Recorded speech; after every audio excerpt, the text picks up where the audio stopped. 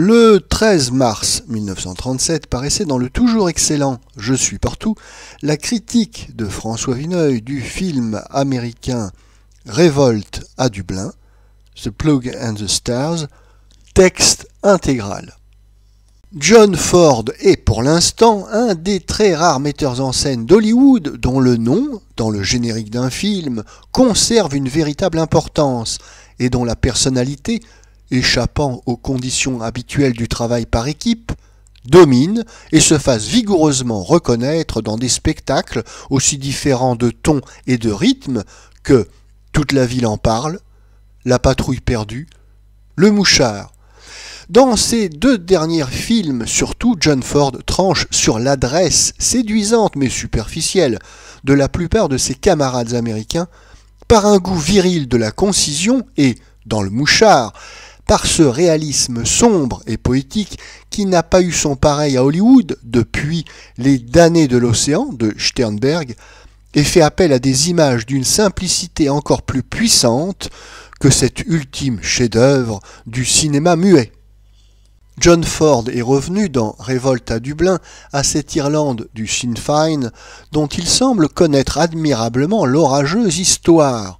Révolte à Dublin, dont le titre anglais est La charrue et les étoiles, un signe du Sinn Féin, évoque l'épisode le plus sinistre, le plus difficile à justifier de cette interminable lutte, le coup de couteau porté en pleine guerre dans le dos de l'Angleterre, la République éphémère de 1916, noyée bientôt dans le sang d'une farouche répression.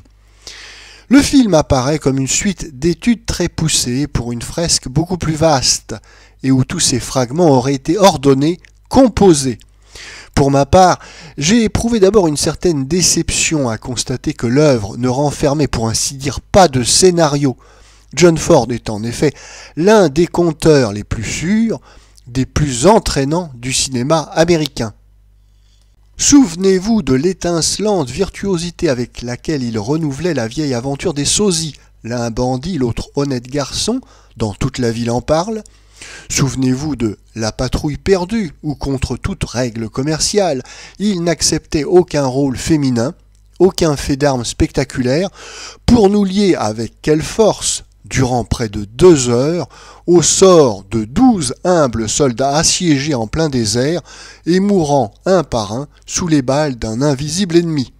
Souvenez-vous du mouchard, lugubre fait divers, noué et développé comme une tragédie classique. John Ford s'est privé de ses qualités de narrateur dans ce nouveau film, qui est beaucoup plus une sorte de reportage sur quelques heures de guerre civile que les péripéties des deux personnages centraux, un Sinn Féiner et sa jeune femme. Le récit de ces événements violents est déchiqueté, volontairement décousu. Sauf vers le dénouement, aucune scène ne comporte beaucoup plus d'une demi-douzaine de répliques. Pour maintenir cependant et presque constamment l'intérêt, il fallait tous les dons d'observateurs et de peintres de John Ford qui sont inépuisables. Nous n'assistons pas à de grands mouvements de foule qui demeureraient anonymes. Quelques drapeaux, quelques physionomies tendues suffisent à décrire les émotions d'un meeting. Nous nous attardons surtout dans ces éternelles coulisses des révolutions que sont les cabarets des faubourgs. Si nous regrettons l'absence d'une puissante figure comme celle de Victor McLaglen, autour de qui tournait tout le drame du mouchard, nous plongeons beaucoup plus profondément dans ces milieux populaires qui n'avaient été qu'esquissés au cours du précédent film.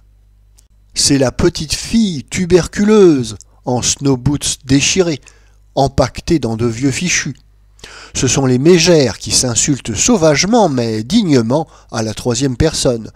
C'est surtout le pauvre bistrot, avec son pochard familier, loqueteux, emphatique, poltron, qui, lorsqu'une bagarre éclate, mène tout seul un assaut à une distance prudente des combattants, avec d'inénarrables jeux de main, et dont les forfanteries manqueront de faire fusiller tout le monde à la fin du film. Ces notations, bien ramassées, incomparablement interprétées par des acteurs du cru, comme l'étonnant Fitzgerald, dépassent la saveur du pittoresque épisode pour représenter, jointe aux rudes et courageuses figures des combattants, Un type très général et très vrai de l'irlandais, avec tout ce qui lui donne une place si particulière dans le monde anglo-saxon. Sa faconde, sa vivacité, son goût incorrigible de la politique, son entêtement. Vers la fin du film, on voit poindre un élément dramatique qui avait fait défaut jusque-là. La chasse à l'homme sur les toits, le fuyard qui doit cacher ses armes dans le cercueil de la petite poitrinaire. Jusque dans cette scène, qui aurait pu introduire ici le ton des plus lourds mélos, le jeu des personnages demeure sobre, direct. Pas de points crispés, pas d'inutile éloquence chez les vaincus. Une seule fausse note, les pleurnicheries monotones de Barbara Stanwyck.